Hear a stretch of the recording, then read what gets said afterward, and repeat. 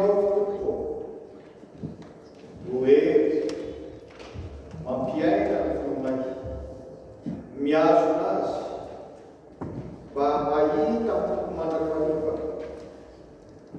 Ny teninao dia aina ho an'izay mahazo azy. Amin'izao alalan'ny Baiboly izao mitenena aminay mampahereza iray ny anaran'i Jesosy Kristy. Natokana ho an'adin'ny Baiboly ny alahady 9 Febroary, alahady faha amin'ny volana Febroary. Ka nahariny loatra raha mba hiresaka kely momba n'izany Baiboly izay hoentsika isaky ny mivavaka na miaona amin'Andriamanitra any isika. Amen. Lay boky tsy manam-paharoa, izany no lohateny antsangatsika raha andinika ity boky Baiboly ity.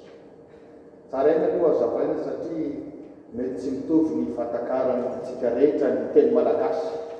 Inona ny dikany hoe tsy manam-paharoa? Raha vahany zany teny izany dia zao tsy manana faharoa. Fa sady izy ny voalohany no tsisy mitovy aminy. Zany hoe sady tsy manana faharoa, tsy manana izay mitovy aminy, fa tena mitokana mantany. Tena boky miavaka amin'ny Baiboly. Maninona no lazaina fa boky tsy manam-paharoa ny Baiboly? Misy hevitra vitsivitsy rehefa ary afaka samy manamarina izany eo amin'ny tantara. Voalohany boky tsy manam-paharoa ny Baiboly satria tsy mba boky tsotra toy ny mahazatra rehetra. Na tamin'ny fotoana izay nanoratana azy voalohany azy, fantatsika fa ny Baiboly dia fitambarana boky maromaro. Firy moa ny isan'ny testamenta taloha? 7 testamenta vaovao, 7 firy zany taona? 9. Fa nandeha tsikelikely vao tonga tany amin'izany 9 zany. Tany amin'ny taonjato faharoa folo talohan'i Jesosy Kristy dia efa nanomboka izany hoe boky natambatra. Ny boky 5 voalohany amin'ny Baiboly atsontsika hoe Pentateuque, izany ny boky natambatra voalohany. Tamin'izany fotoana izany mbola tsisy nanoratra boky arak'izany sokajana izany. Efa miavaka sahaka ilay Baiboly. Boky tsy manam-paharoa ny Baiboly satria ny mpanoratra azy koa, firy moa isan'ny mpanoratra? 7 eo. Dia nanoratra zavatra mitovy kanefa olona tsy mifankafantatra. Nanomboka tany amin'ny 700 taona talohan'i Jesosy Kristy tany dia efa nanomboka ny fanoratana ny boky eo amin'ny Baiboly. Ary efa aty amin'ny taonjato voalohany amin'ny andron'i Jesosy Kristy. Efa ary amin'ny taona 70 ohatra ny bokin'ny Apokalipsy tamin'ny Jaona izay mamarana. Izany hoe efa ho taranaka 540, génération 540. Raha resika moramora hoe mba tonga hatrany amin'ny 100 taona ny olona anankiray no nanoratra an'io. Nefa dia azo antoka fa ilay olona nanoratra tany amin'ny 700 taona dia tsy mahafantatra koa ilay olona nanoratra tany amin'ny 5 siècle alohan'i Jesosy Kristy. Maika moa fa nafantatra ny taty amin'ny testamenta vaovao. Ry Mosesy zany tsy niona tamin'ny Davida akory. Ry Davida, ry Isaia tsy matafahoaka tamin'ny fotoany akory. Fa zao magaga nefa tena mirindra sy mifameno nefa ny voasoratra ao amin'ny testamenta taloha sy ny testamenta vaovao. Ny Baiboly any tahaka an'izany. Zany hoe efa voalahatra Andriamanitra tao anatina taonjato mifandimby. Fa inona moa ny tanjon'ny Baiboly? Ny azontsika famonjena ho Jesosy Kristy. Efa voalamina Andriamanitra hatramin'ny ela ny amonjenanao. Ary ny Baiboly dia miprofo manambara amin'izany hoe efa Andriamanitra hatramin'ny fanolondindry, hatramin'ny andron'ny Mosesy sy ry Abrahama, dia mbola mijoro manambara ny afiny amintsika ity. Ary zany mahatonga ny Isaia mpaminany eo amin'ny Isaia 5:2 mety hoe Jehova Andriamanitra ianao. Hanandratra anao sy hidiarany anaranao ao, fa efa nanao zava-mahagaga ianao. Zavatra efa voakasa hatramin'ny ela sady mahatoky no marina indrindra. Isaia moa dia ambarany mpandika hoe io ny filazany tsara ao amin'ny testamenta taminy. Zany Isaia zany dia manamparina tsiporia misy ny alina hoe zazalahy miteraka ao antsika mantsy an'ilay misy dia Jesosy Kristy.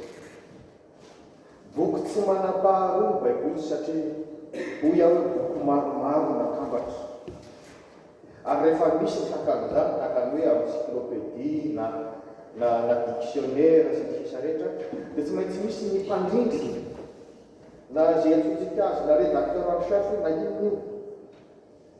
Hoy aho hoe ny Baiboly zany dia efa tao anatin'ny 500 taona no nisoratana. Dia iza zany ilay olona mpandrindra velona nanomboka tamin'ny 700 taona ka hatramin'ny taon-jato voalohany? Tsisy aloha. Fa zao nirindra nefa ny zavatra voasoratra. Raha valiana tsotra dia zao ny fanahy masina io nandrindra azy. Izay rehetra nanoratra ny boky ao amin'ny Baiboly dia samy miaiky ny hoe ny fanahy masina no mitarika. Hatramin'ny andro ny testamenta taloha, hoy Jeremia toko faharoa andiny voalohany, tonga tamiko ny tenin'i Jehova hoe, zany hoe seho aminy ny laza ny fanahy masina. Ry Ezekiela toko fahaenina andiny voalohany, tonga tamiko ny tenin'i Jehova hoe. Ary ny aty amin'ny testamenta vaovao dia haitsika tsara ny Timoty faharoa toko fahatelo andiny fahaenina ambin'ny folo, izay soratra rehetra nomen'ny tsindrimandrin'Andriamanitra dia mahasoa koa fampianarana ny fandraisan-davitra. Ireo nanoratra rehetra ireo dia samy mitarihan'ny fanahy masina, inspiré de Dieu, inspiré par le Saint-Esprit. Zay no mampiavaka ity Baiboly ity, tsy mitovy amin'ny boky hafa rehetra. Aza manaiky ritsoritsy amin'olona anao hoe boky efa lany andro, fa tena boky narindra n'Andriamanitra anambara ny fitiavana. Zay no tena voapato ny Baiboly. Zay no tena message, l'amour de Dieu. Tena miteny amintsika amin'ny alalan'ny soratra masin'Andriamanitra. Boky tsy manam-paharoa ny Baiboly satria mahavariana misy 700 taona manelanelana amin'ny testamenta taloha sy ny testamenta vaovao. Ina dikan'izany nanomboka taona 700 taloha amin'ny Jesosy Kristy mandraka tonga aty amin'ny taona 4 aloha Jesosy Kristy, hoe tamin'ny naterahany, dia tsisy boky voasoratra, tsisy boky voamarina. Tahaka hoe mangin'Andriamanitra. Olo antsoina hoe période intestamentaire. Nandritra ny 700 taona. Ay io fanginan'Andriamanitra everina hoe fanginan'Andriamanitra io hanomanana ny atongavan'ilay testamenta vaovao, indrindra ny fahatongavan'i Jesosy Kristy, ilay Mesia ilay tompon'ny. Raha ny fomba fihevitry ny Jiosy manaraka ny testamenta taloha dia tsy Jesosy Kristy ilay Mesia. Tahaka hoe kasen'Andriamanitra kely nandritry ny taranaka vitsivitsy. Izay fomba fihevitry zay, izay vao tonga indray ny testamenta vaovao. Nefa dia manome zavatra marinitra foana ilay Baiboly. Na dia nisan'izany vanim-potoana manasanaka izany azy.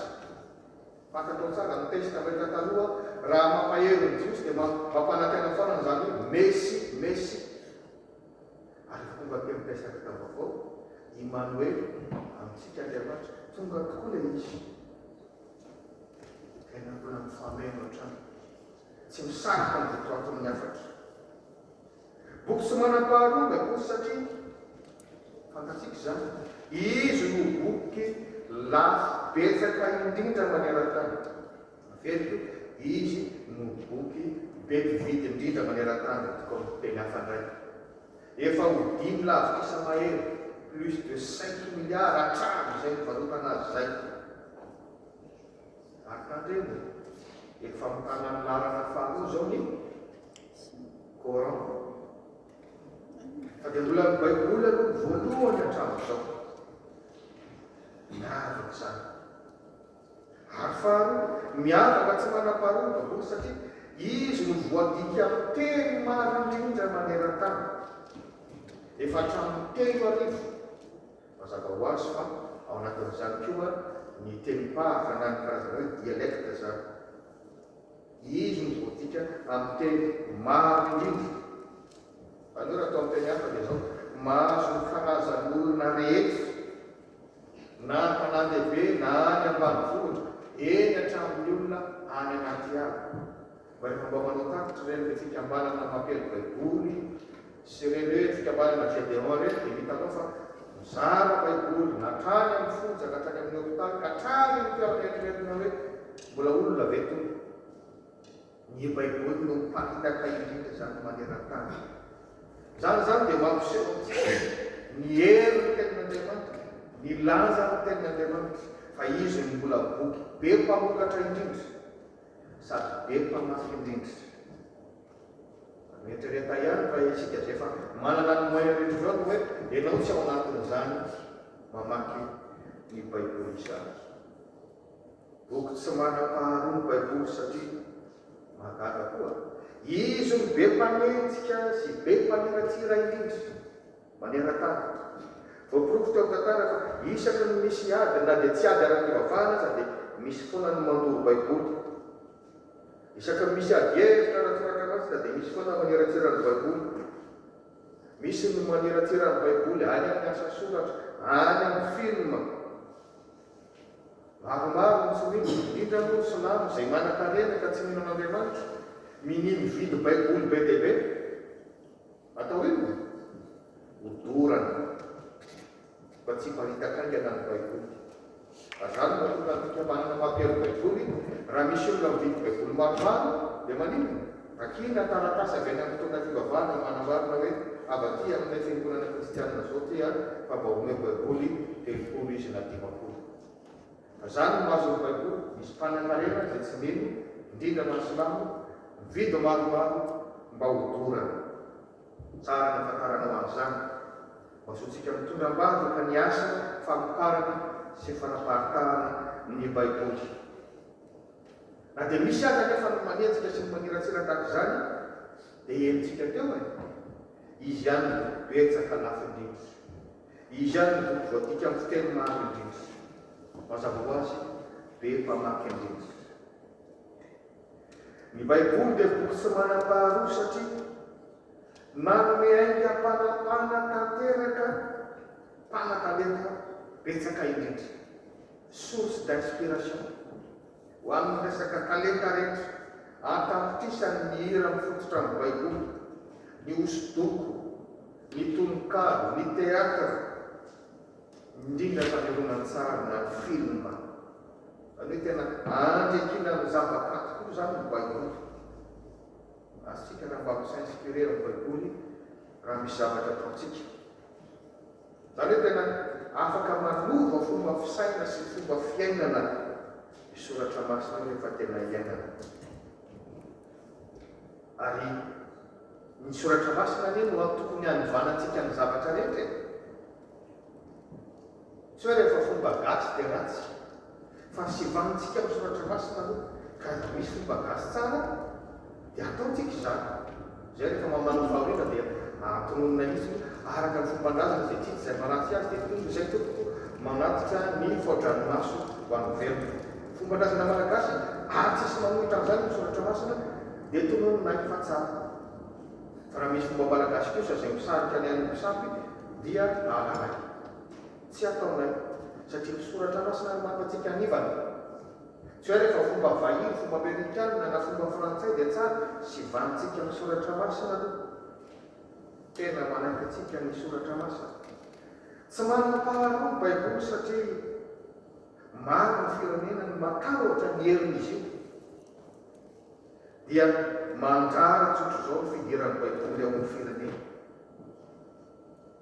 aoka tsy hoe kafinalofotra tsika fa raha ho any Corée du Nord ianao na ho any Afghanistan ianao na ho any Somalia dia atao vaoaponao fotsiny ianao tena Andriamanitra fa aza mitondra baiboly fa sao dia izany dia ampiapigadra anao zao nefa ny mahagaga riavana any Corée du Nord zay lazaina fa voararo ny baiboly dia hita fa misy kristianina anarivony misy kristianina anarivony tena tsy miala amin'ny fivavahana kristianina miafina tahaka tamin'ny andron'ny firasana mamaritra io zany hoe tena ao am-pony tokoa zany raha kely tamin'ilay tenin'Andriamanitra ary izao sy anao misy koa nefa ny firenena tsy manaiky raha mitondra anao dia hoe ho anao Samuel mba ekeny any fa hoe eo aloha dia hitoro filazana tsara eo aloha dia hizara baiboly na hanokatra baiboly tonga dia migadra tahaka ny any Arabia Saodita tahaka ny any Malaisie maromaro moa izy ireo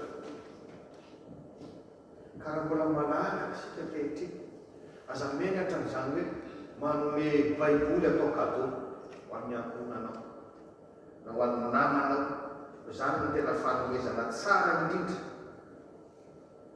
boky tsy manam-paharoa ny baiboly satria mbola manatambara foana atsika hoe vakary amin'ny efajato sy fotoana anazy manakambara foana no ny hery ny fanahy masina marina tokoa fa ny testamenta taloha dia mitantara ny fiainan'ny zanaka Israely amin'ny ankapobeny efa ho 500 sy 1000 fotoana anazy talohan'i Jesosy Kristy mety efa tokony mitantara laninazy zany ny testamenta vaovao dia mitantara ny Jesosy Kristy sy ny apôstôly tary mpanjaty voalohany tary ny Israely sy ireo faritra izay zanahany marina tamin'ny fotoana andro ohatrany hoe tantara efa lasa zany fa zao rehefa tena mamaky azy ianao ary mamaky azy ambany fotany amin'ny fanahy masina dia misy amin'ny fanahy foana voiziny areo kotsaovatsika zany ary zany no mahatonga ny hoe alohan'ny amaky soratra masina na eny toloteny ianao azadiny ny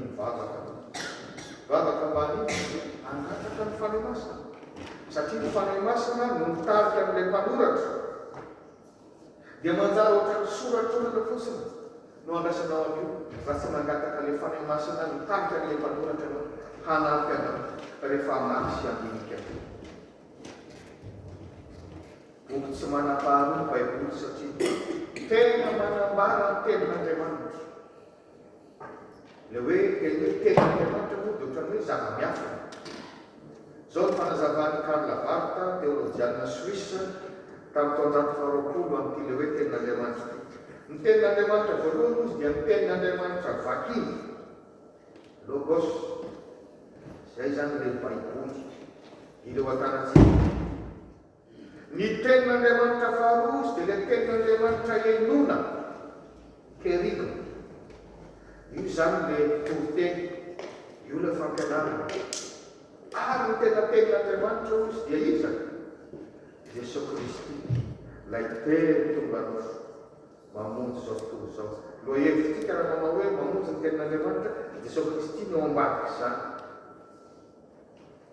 Jesosy Kristy mantsy no ivony ny afatra ny baiboly averiko ihany ka na dia hoe nisoratan'olona aza ny baiboly dia mifono tenin'Andriamanitra le afatra tsy le voambolana tsy le boky fa dia lasa sampy ary le boky nandray ataontsika tahakany sampy le boky misy manao hoe mba hoarovan'Andriamanitra dia atao ambanimonana ny baiboly mety sa tsy mety tsy mety zany lasa sampy le baiboly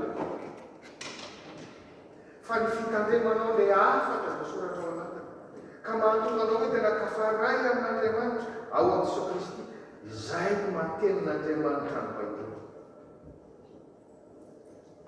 boky tsy manam-paharoa ny baiboly satria izy no mamelombelona ny finotsika ka moatsika zao nisy nahitany zany Abraham zany David zany Jesosy Kristy tamin'izy tonga tepian-tany samy tsisy nahitsika asoriany fa misy ny baiboly zao mivolaza ny Romanina toko fahafolo andiny fahafito ambin'ny folo ny finoana dia avy amin'ny toroteny ary ny toroteny kosa avy amin'ny tenin'ny Kristy azonao hoe zany ny finoana zany no azavaina hoe veza moa dia finoana ity ny finoana io zany dia avy amin'ny toroteny ary le toroteny avy amin'ny tenin'ny Kristy zany hoe raha tsisy an'le tenin'ny Kristy zany hoe le baiboly dia mitorotoro foana zay olona miseho azo mitoroteny io fa raha mitoroteny anao dia tsy maintsy misinspiré amin'le baiboly kanefa vokatry le toroteny ataon'le toroteny dia manjary misy finoana dia manjary velombelona amin'ny finoan'ny olona zay miaina asa raha sika tsara zany zany hoe isika io zany tsisy manana finoana raha tsy misy ny baiboly malazatsany hoe tsy misy ty baiboly ty ho antsika ty amin'ny taranaka ty amin'ny arivo-taona fahatelo manahoana ny finoana raha tsy misy olona mitoroteny efa tsy tokony hakilina fotsiny hoe le mpitoroteny satria tiako le mpitoroteny araka ny afatra tamin'ny heviny fa le mpitoroteny mety mandalo le mpitoroteny mety mivady fa raiso le mpitoroteny satria hoe ny sainspiré tamin'ny tenin'Andriamanitra ka ato zany ny tena heritsika manahoana nefa fampiarasantsika misy ity mahana baiboly boky vena mety motsika tsy adihevitra amin'ny hoe version papier sa version électronique za manokana zao dia samy miasa amin'ny daholo reo za tsy manao hoe andevoly ny version électronique raha zay ny vokatrany teknôlôzia zay manampy APDP rehefa manao fampianarana tonteny ampiasaiko koa io fa mampalahelo fa hoe tsy mamahana boky baiboly amin'ny papier nefa mba kristiana ihany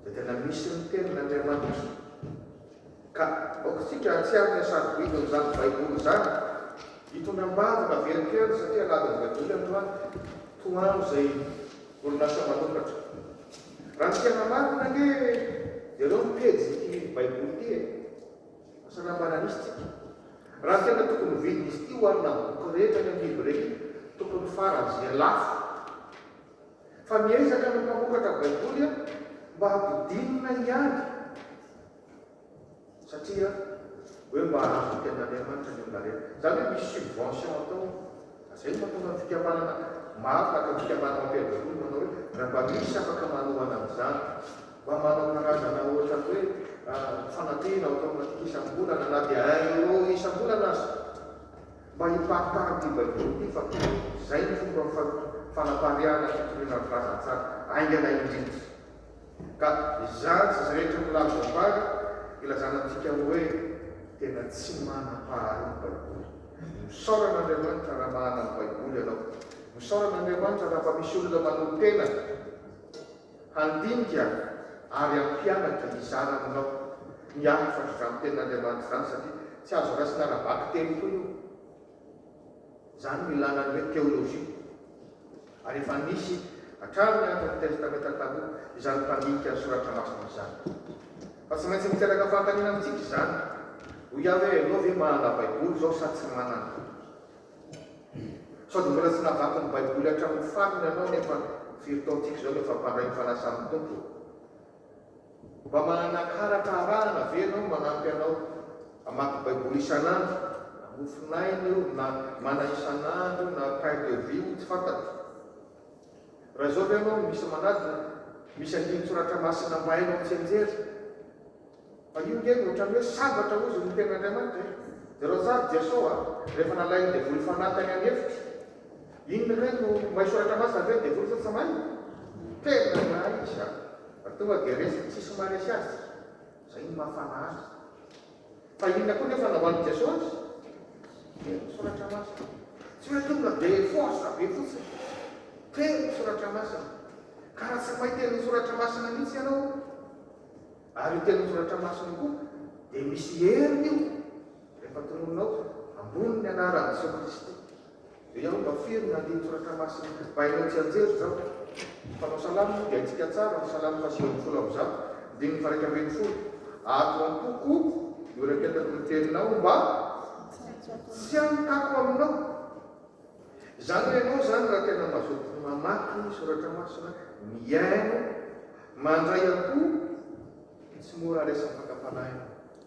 fa raha ianao malaina mamaky soratra masina tsy maray an'izany akoho dia io mba tsy amitako aminao mora manoty ianao mora mangatsika ianao tena tsy manam-paharo ny baiboly ny soratra masina iny ampiaratananao maherezaka ny fanerasera ny tenin'Andriamanitra fa tena aina ho an'izay mahazo azy